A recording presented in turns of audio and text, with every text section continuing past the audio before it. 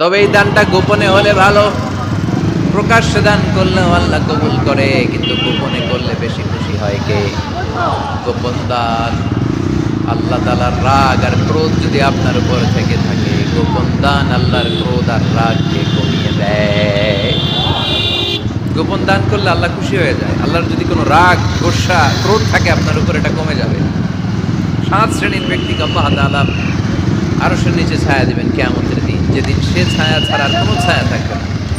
এর মধ্যে 1 শ্রেণীর ব্যক্তি রজুলুন তাসাদ্দাকা বিসাদাকা ফাআখফাহা হাত্তা লা তা'লামু শিমালুহু মা তুনফিকু ইয়ামিনুহু।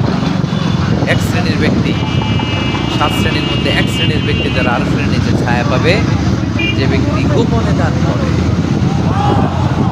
কত গোপনে? ডান হাত কি দিছে, বাম হাত টের পায় নাই। তার মানে অনেক গোপনে দান করেছে। এই গোপনে দান